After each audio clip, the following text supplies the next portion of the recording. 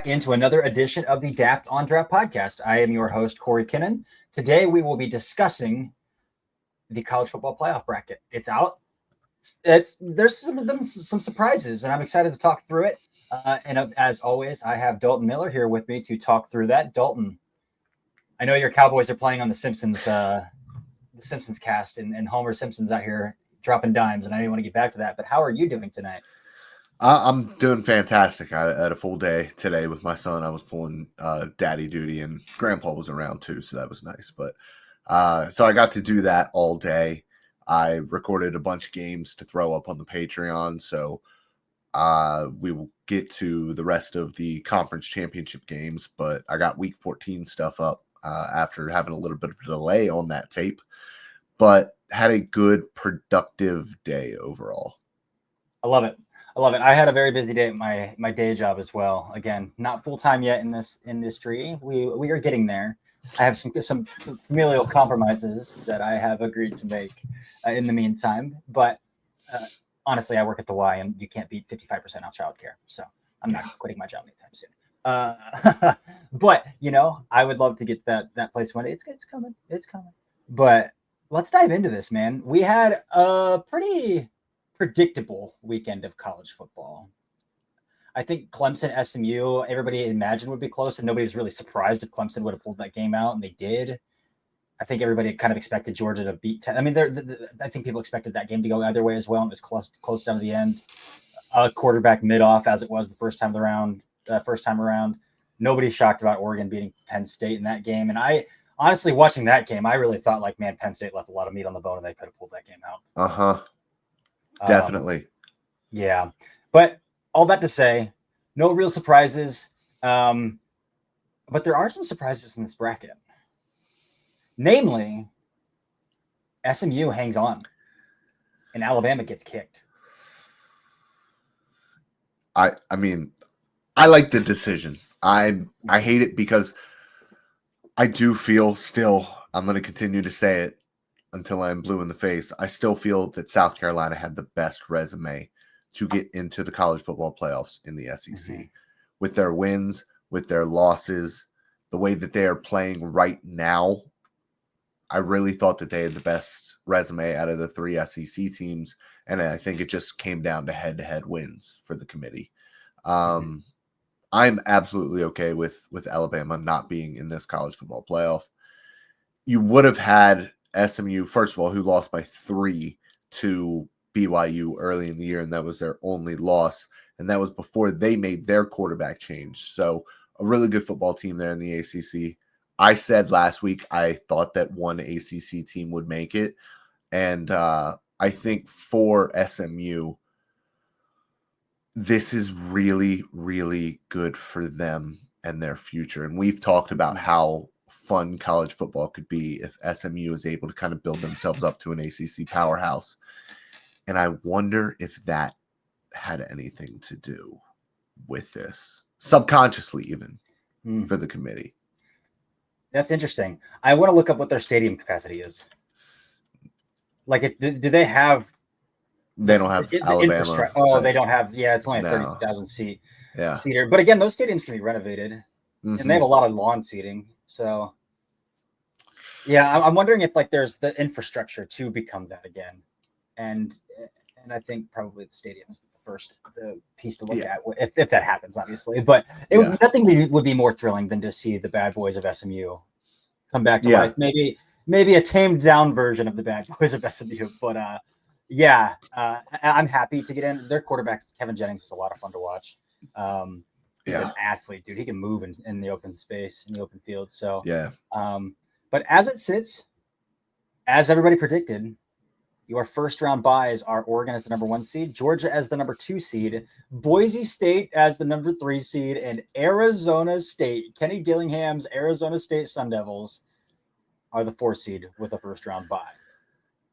That's amazing. Nobody could have guessed that the ACC would not be one of the first 4 in the tournament. It's unbelievable to me. I mean, you're talking about a Mountain West team getting a better seed than one of the P4 conferences. Then Tennessee, then Ohio State, then Notre Dame. It's amazing. Then Texas. Yes. And that is one of the flaws with the college football playoff as it is currently constructed. We talked about this weeks and weeks ago when we talked about the best 4 teams should be the top 4 seeds. If you want to guarantee a spot in the playoff for the conference champions in the P4, that's perfectly fine. But it's stupid to have on the left side number 1 with a dot, and then on the right side number 1 in a bracket to tell you this is their college football playoff bracket ranking, and this is how good we actually think they are. It's just ridiculous to me. Yes, it is. 100% agreed, because at the end of the day, like, there is still a lot of pride in a team like Boise State hosting SMU at home, like hosting a playoff game on the blue turf against SMU. Like, that is still a gorgeous college football atmosphere. Arizona State hosting Clemson at, like, there is still a lot of pageantry in that in college football. And I don't think you're missing out on anything by ranking the top 4 teams, where if we did that, we would be sitting with Oregon, Georgia, Texas, Penn State. Like, that is how it should be. That is how it should be. You could argue the head-to-head Penn State, Ohio State gets the 4 seed maybe, but I do like them not penalizing the losers of conference championship games. The other question I had, how did you feel about them ranking SMU ahead of Clemson? I know that they have 1 less loss, but they just lost a head-to-head. And in my opinion, lost it pretty handily. I know that it ended up being a close game, but that game was not close at all throughout the entire first half. And SMU kind of worked their way back into it. But I think that was more Clemson kind of letting off the gas a little bit as well in that second half. It's weird to me that is how the committee decided to set it up here. It is bizarre, especially when you look at the quality of wins that SMU has, and they don't really have a quality win on their schedule. What is it, like Duke? Yeah. And they have a loss to BYU, who didn't play in the Big 12 championship game and didn't, Yeah. That was a bizarre decision to not flip that, where Clemson gets 11, SMU gets 12. Well, I know that my Penn State friends are very happy that that's not how it happened. Yeah. Penn State, your Penn State friends should be very happy with the draw that they just pulled.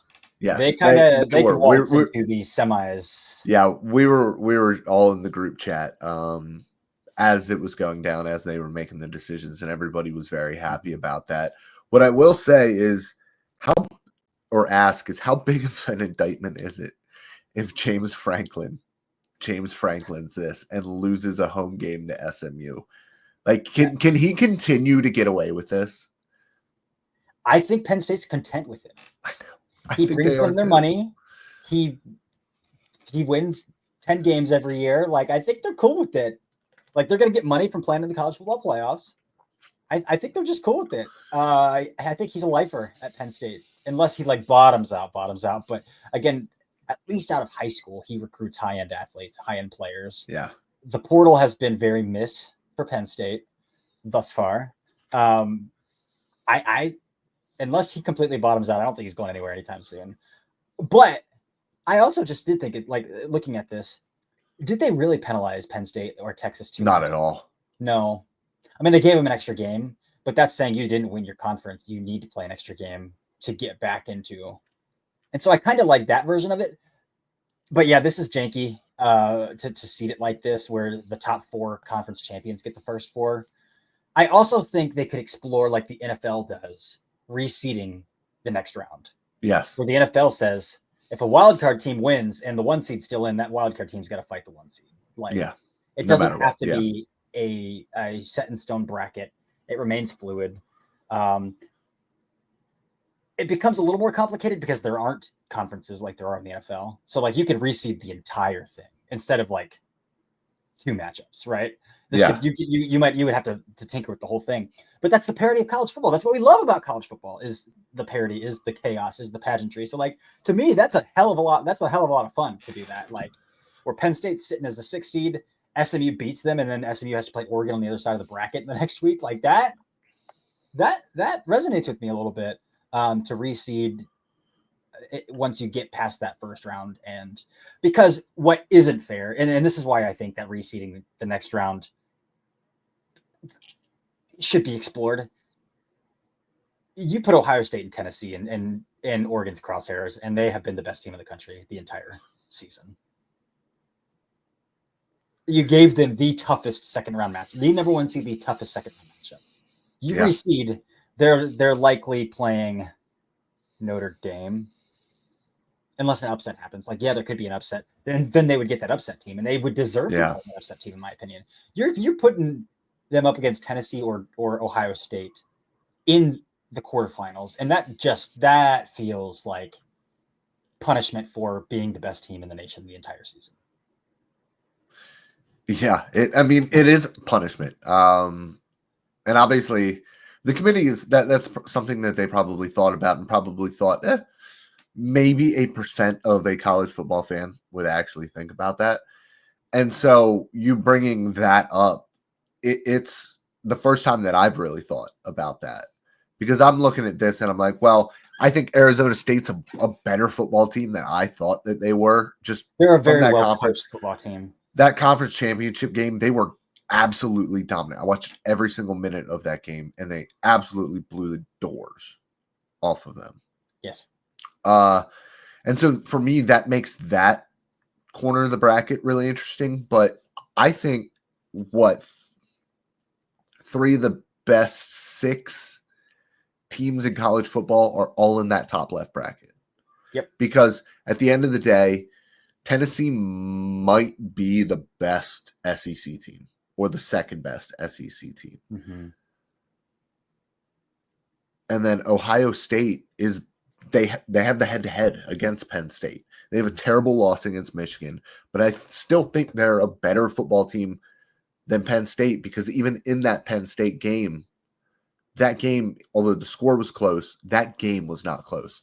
Ohio State was clearly the better football team in that game. Yeah. So you're talking about 3 of the top 6 teams in the nation, all in that top left bracket. And you're right. Oregon would have been better off losing that game to Penn State than winning it. Because then they dropped to the 5 seed. They play Clemson and Arizona State. Like, yeah. There's no incentive to be the best team in the nation if this is the current layout. Yes. If you're going to no, you're absolutely correct. No incentive at all. No. So that's why I say reseed the second round. Yeah. Maybe even the semis. Because if you're reseeding the quarters, you can reseed the semis too. Yeah. It's not an outlandish idea. Like, literally the National Football League does it. So, like, what's the issue here? So I think I might be way off base because my NBA knowledge is way out of touch, but I think the NBA does too. I think they reseed second round too. I do not. But don't fact check me on that, because this is an NFL draft podcast and not an NBA podcast for a reason. Yeah. So that's my biggest takeaway, is like, you punished Oregon for consistently being the best football team in the nation. Yeah. Like that's icky to me. But it is.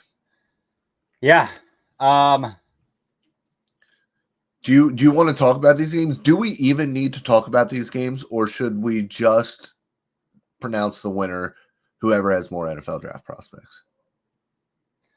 I'm not. Never mind. I'm gonna filter myself out there a little bit. Let's talk through them. Yeah, let's give a little draft on draft prediction here. We can cut that if you want to. No, I'm good. I like the. Yeah, so I'm cool to talk through. Let's give our draft on draft prediction here. So let's just start at the top. That 9 versus 8 seed, Ohio State, Tennessee. This has potential to be the best game of the first round. I mean, it should. It's the 9 versus 8 seed, right? I, again, am pretty skeptical of the toughness that has been ingrained within the philosophy of Ohio State's program under Ryan Day.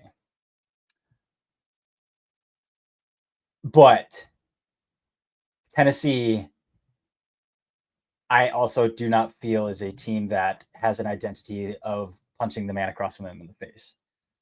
I think this is very much going to be a throw the ball around the yard kind of game.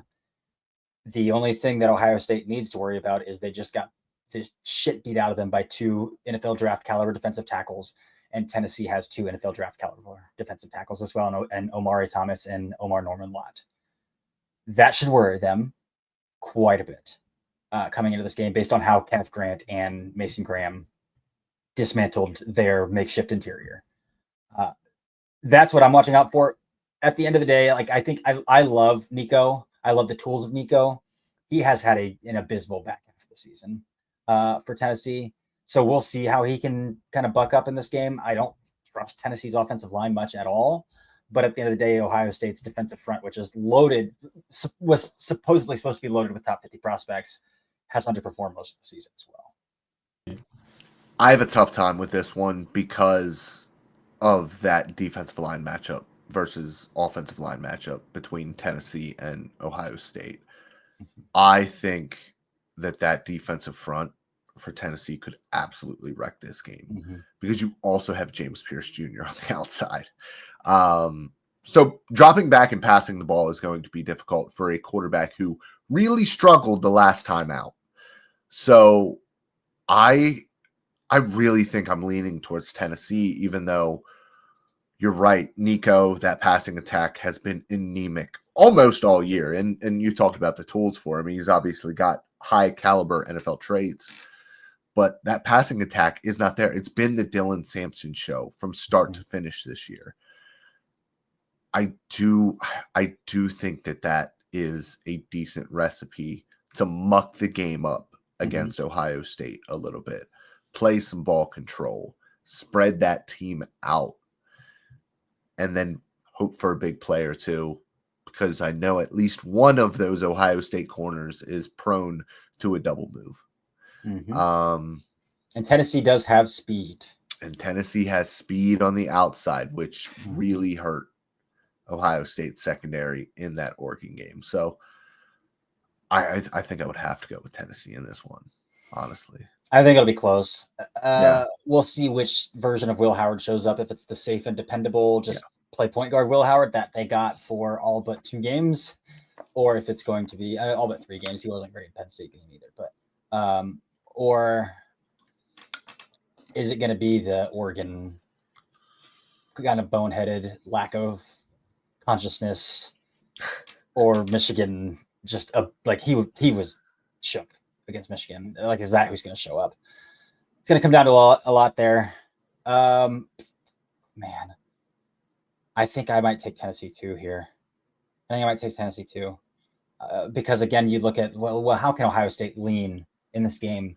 It would be with Travion Henderson and Quinshon Judkins, with that offensive line is just so completely duct taped right now that and we haven't even talked about James Pierce. Like, we did not mention James Pierce one single time while talking about that. And they do not have an offensive tackle who can block James Pierce. Yeah, so I think I'm going to lean Tennessee here. Clemson, Texas. This also has the ability to be a really mucky game because the quarterback play on both sides could be really mucky. Yeah. No, absolutely right. And I do think Texas is the much better football team here. Shout out to Andrew Makuba, who we were texting during it. We thought he was going to get popped in that game for targeting. Really glad that they picked that flag up. But we were talking about it. I said it's probably a bad omen, but I was like, he's reminding me of Michigan Dax Hill, where smaller frame dude, like 6 foot 180, flying around the field and trying to take everybody's head off. It was a blast to watch Andrew Makuba in that game. It's unfortunate that they lost it. But I do think that they are the better team between them and Clemson.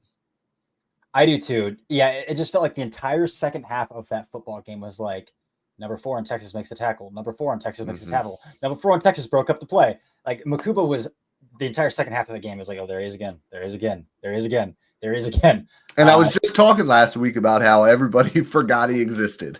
Yes. It was a blast to watch Andrew Makuba in that second half of that game. I also just think Texas has way too much talent. Kelvin Banks playing or not is a big deal.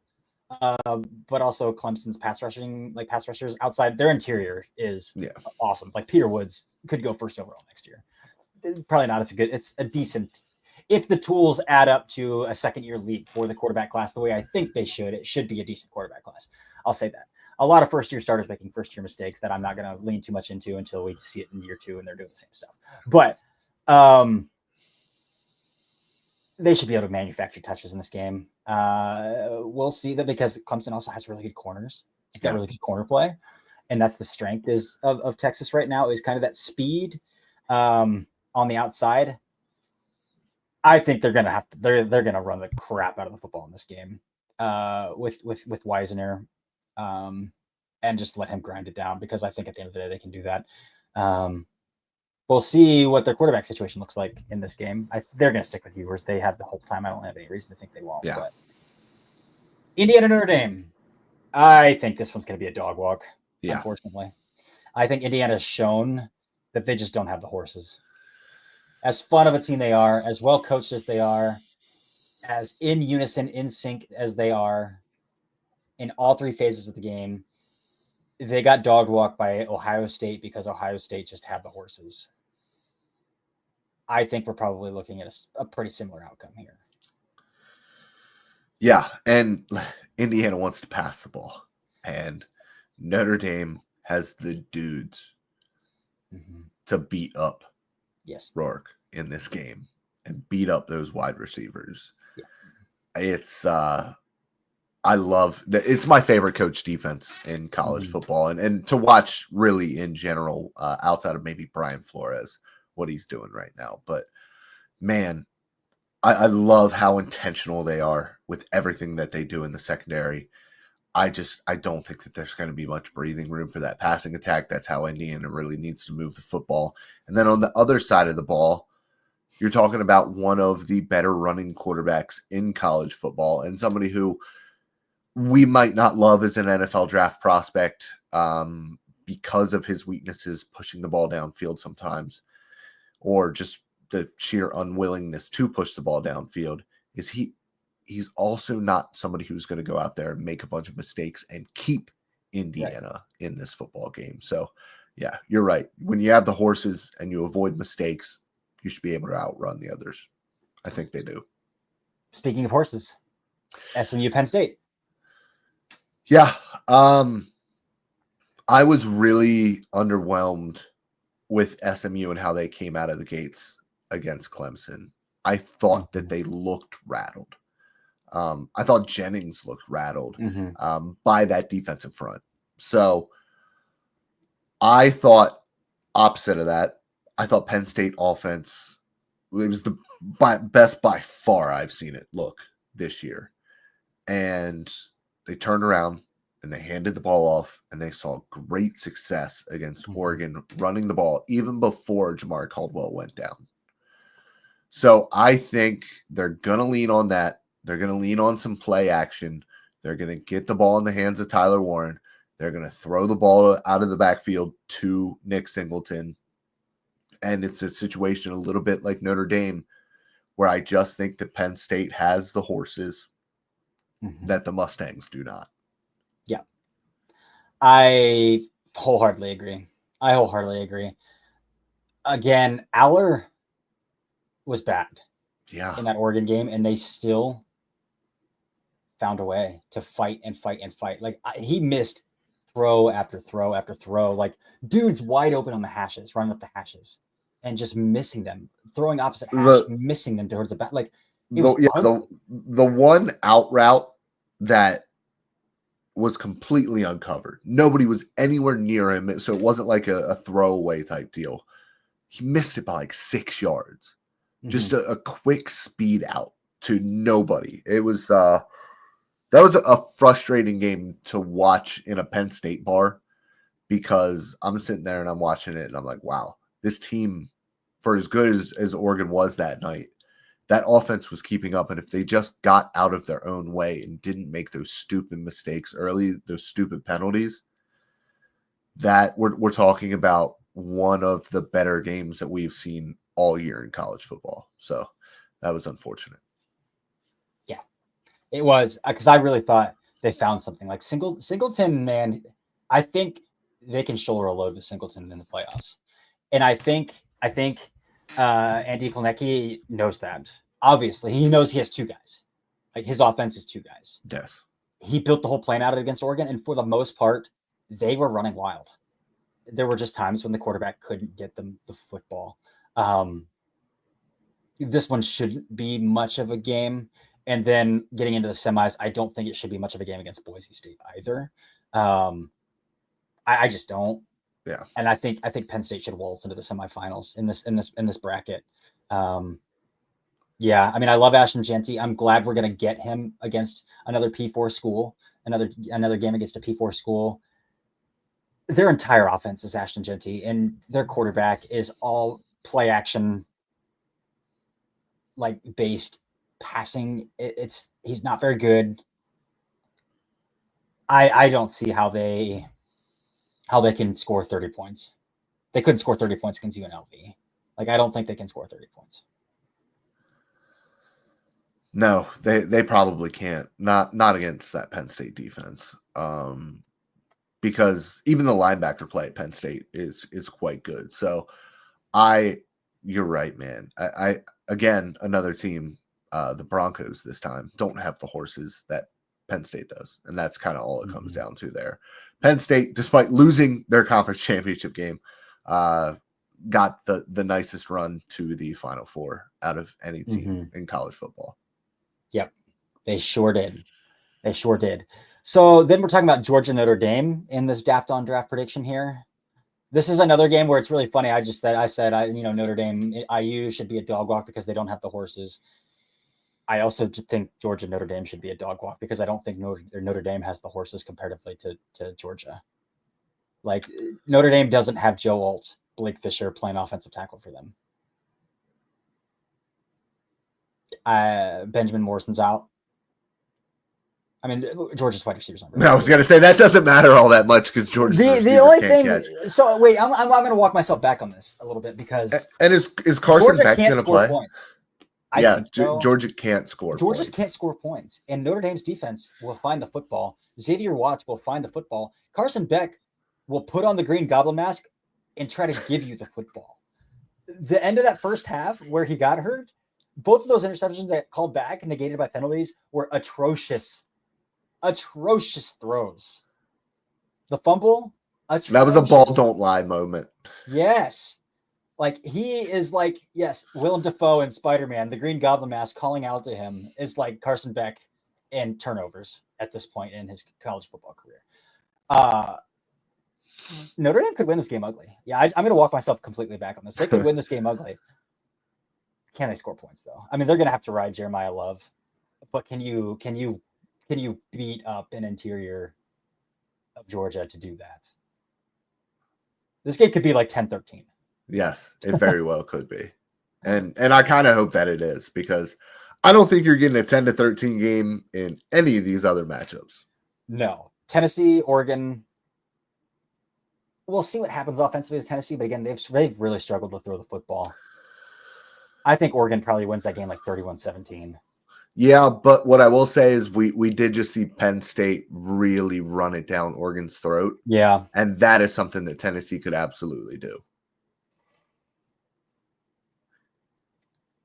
Yeah, I would say Tennessee and Penn State's offensive lines are pretty comparative. No dudes. They're just a collective unit. Yeah. It could. But I mean, Nico does have the talent and they do have the speed. I mean, it has the potential to be a good game, but like nothing about Tennessee's passing attack has come to fruition this year. And that makes me wonder, like, can they go shot for shot with Oregon, who has been a very fluid, very effective, very efficient offense for 15 weeks now. Like the way that Gabriel just anticipates throws, gets his eyes where they need to be, and gets the ball out is. And then when it's not there, like the dude can scoot. Yeah, like he's quick. Scoot. So I still think Oregon wins this game because I don't know if Tennessee can score 30 points because once they started playing SEC schools, they struggled to score 15. Yeah. Yeah. I I skeeted it or whatever we want to call it. I guess we don't want to call them skeets because of the connotation. But Oregon, I posted it. They just play offense on easy mode. Everything that they do is on easy mode. That offensive line is dominant. The run game is beautiful to watch. And then Dylan Gabriel goes out there and just does whatever he wants. There is a very huge benefit of playing, ask Bo Nix, of playing that many college football games. Mm-hmm. You are mentally at your absolute peak. You've seen so much football at that point. And we're seeing that these guys who play for a really long time, Bo Nix of 3 years ago at Auburn is not anywhere close to the iteration of Bo Nix that we saw in his final year at Oregon. Completely different football players. And when you operate at that kind of level and you have the offensive line that can protect you and you have a really good running game as well, it's really hard to stop you when you have a guy who on the outside nobody can touch. If you don't get your hands on Tez Johnson at the line of scrimmage, he's just going to be open. There's nothing that you can do about it. So that offense is awesome to watch, man. And the dude looks like a stick bug on the field, but that dude he does. And he is unbelievably hard to get your hands on in the open field. Like the way he was unbelievably slippery in that game against Penn State. They could not get their hands on that dude. Nope. I think he had close to 200 yards by the end of it. So I agree. I think that they end up with the win, but I do think that Tennessee could give them a pretty good game. Yeah. Texas, Arizona State. I think this is where Arizona State's fun run ends. They're a really well-coached team, man. I really like Kenny Dillingham, what he's doing there. Depending on what happens with Ohio State in the first round here and their head coaching future, I would love for them to write him a blank check. But Arizona State is his alma mater. He is from Arizona. His family all lives there. I don't know if he'd be willing to leave. He might be home. Sam Levitt deserves a lot of credit because I think he's got a really nice arm, and that dude can freaking move as well for Arizona State. But again, we're talking about 2 potential first-round offensive tackles, a potential first-round wide receiver. That defense is, we'll at a later date. Isaiah Bond. Yeah, there's a lot to consider with that. But and then defensively, like Makuba back there, like Jahdae Barron back there. And is Jalen Tyson going to play? I mean, they just dog walked Iowa State without their best player. So, but is Jalen Tyson going to play as well? Like that's something to consider for Arizona State. But I just think Texas, their entire playoff national championship future hinges on Quinn Ewers. And can you just scheme the ball out of his hands? Like that's literally it. And for the most part, they've been able to. A lot of RPOs, a lot of play action, Gunnar Helm just ripping up the seam, finding space. They've been able to a lot, but in situations where they haven't, it has been very ugly, including last week. And watching that dude try to throw opposite hash is painful. So hard to watch. Oh my gosh, it's painful at this point. It just flutters, man. Like his arm talent is zapped. I don't know. I mean, he's had multiple shoulder injuries. I think he had a core injury as well. Like all of the things that you need to throw football, he's gotten beat up throughout his career. 3 straight seasons with injuries. I just think his body's tapped out. That's Quinn Ewers, and so it's very ugly to watch him throw a ball to the opposite hash. So again, I've had the take that if they play Arch, they are winning the national championship. We'll see if they play Arch. They have so much evidence that they probably need to rip the cord on Ewers, but they just haven't. But I do think they can beat Arizona State. Yeah, so do I. What I will say is that Georgia game, I thought that they had the advantage until mobile quarterback comes in against them. And Georgia found a way to run the ball. And what we saw from Arizona State last week, they don't have the dudes up front. And Texas has a really good run defending defensive tackle. But Arizona State will 4 yards. Scotty will 4 yards in a cloud of dust, you man. Like, they'll take 2nd and 6, 3rd and 2s all day long. Yep, and then he'll break 4 tackles on his way to a 47-yarder. Yeah, it's so funny to watch him run in the open field, dude, because he has no juice whatsoever, but he doesn't care. Like, bodies come out, just throw him off and keep moving. Yep. So funny. And he's fun. He's fun too, man, because although he has no long juice whatsoever, man, some of his cuts behind the line of scrimmage to create width, to get outside, like, it is amazing how often he is able to win angles just because he's really smooth for a big guy. No juice, but I really like his feet, and then he obviously can break the hell out of some tackles. That, my friends, is a late round committee running back. Yes. I've ever heard of one. So that puts us with Georgia, Penn State, Oregon, Texas in the semis in our prediction here. I think Penn State can beat Georgia. I think Penn State can beat Georgia. I don't know if I'm willing to bank on that on this podcast, that Penn State in this prediction. Penn State can score points. And it's weird to ask the question, can Georgia go shot for shot with us with another team? But if Penn State can score 28, can Georgia? It's I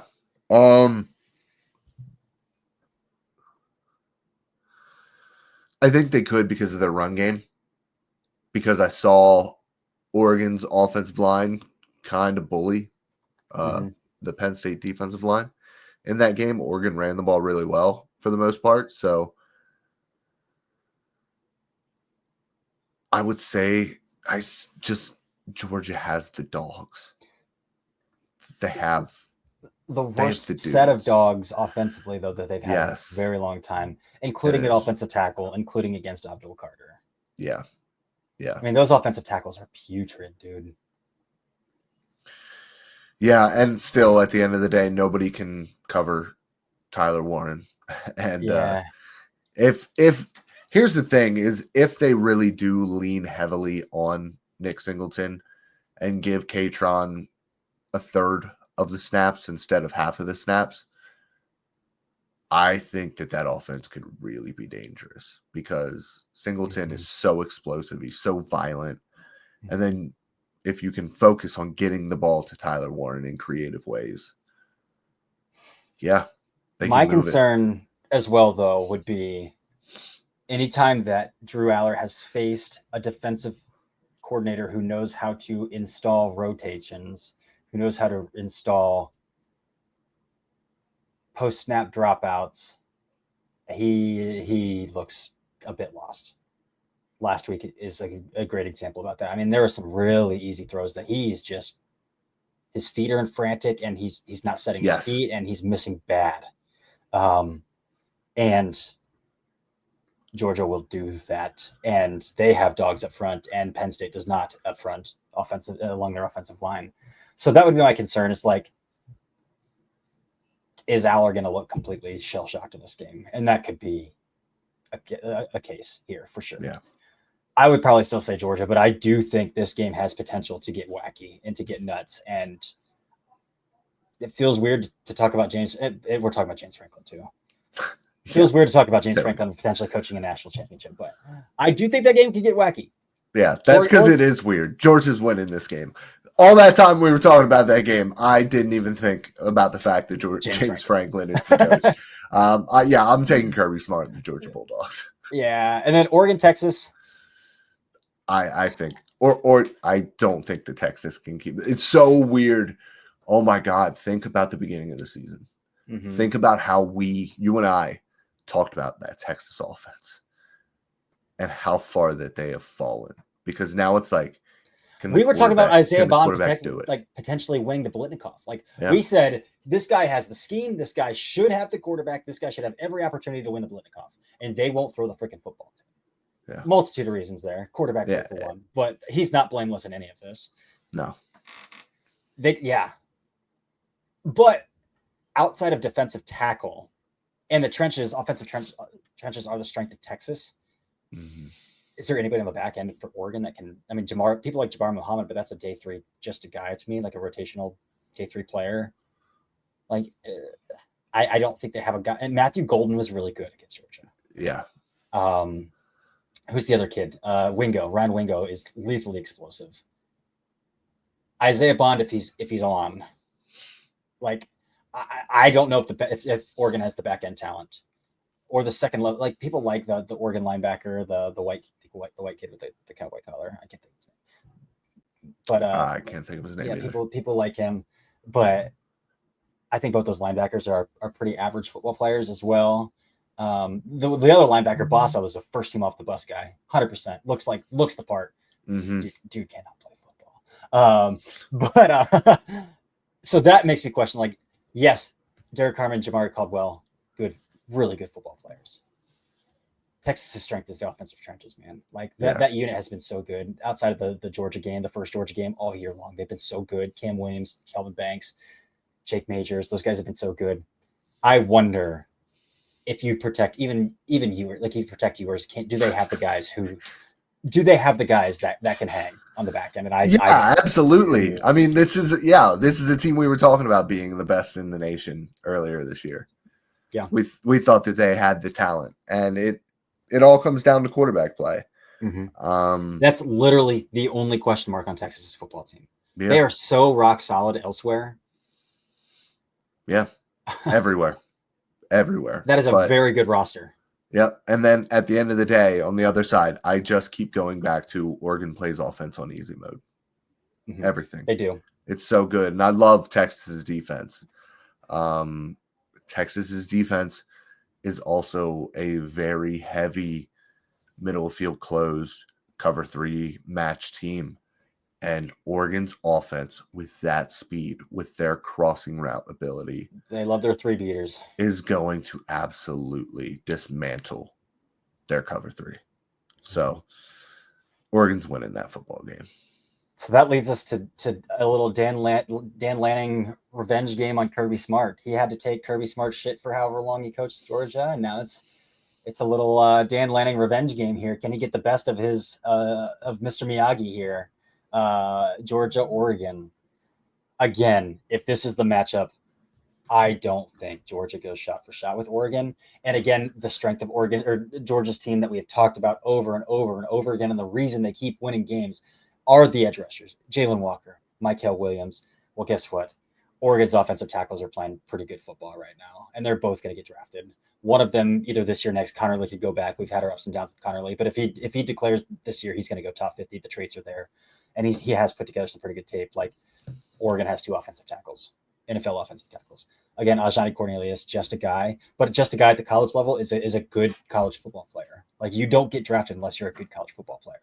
So I don't think Georgia can go shot for shot with Oregon. Neither do I. And I'm really happy for Dan Lanning because he's somebody who I've really become a fan of in the past couple of years. Yeah.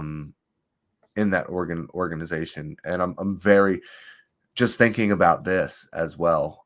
Something that I didn't bring up that we should have is SMU lost, but we almost had all 4 conference champions be transplants from a year ago because Texas was in the Big 12. Arizona State won. Arizona State is Pac-12 Pac-12 team. SMU, if they would have won the ACC, Texas, and then Oregon did win. So it's that would have been amazing. It would have been really cool to see, and it's just really cool to see these teams. And we talked about this a lot as well as the East Coast, West Coast travel stuff. And Oregon doesn't really have to go all the way to the East Coast very often, but they stood every test every single time they did have to go over there. And against Ohio State, had a really nice game and kind of showing what they could be, and since then have been the best team in college football. And I think that they are a well-deserved champion this season because, to me, they're the only truly elite team in college football. They proved it. And you might have just said this. I did space for a second there, but speaking of the East-West travel, I mean, Oregon had to go to Indianapolis. Yeah, they did it in the Big Ten championship game, and they did it, and they won. So they're battle tested, dude. That they got to get through the second round. Honestly, the quarterfinals is their toughest matchup until the national championship. Will be their toughest matchup until the national championship.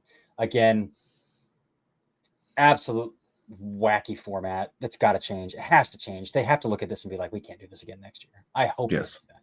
I hope they look at this and say, we can't run this system back next year. Again, I thought 8 teams was the right number to begin with because there's no controversy if we're seeding 8 teams right now. Like, the 8 teams would be logical picks. Indiana, people would throw a fit about Indiana getting in. Outside of that, like, yes, these 8 teams make a lot of sense. Yeah. When you expand it to 12, it gets way too complicated. There aren't 12 national championship caliber teams in the nation. People are throwing a fit about Boise State not getting in as a 9 seed as well, and not a P4 conference champion. People are throwing a fit about Boise State and Indiana, but outside of that, like, I thought 8 teams was the right number. They have to change it. But our draft on draft prediction is that Arizona State, Oregon will win the national championship. And I think that's all we got, man. Do you have anything else? No, I don't. That's good. We went way over our normal allotment on this episode. So I hope you enjoyed some not NFL draft talk, but some college football playoff talk. Until next time, this has been the Daft on Draft podcast.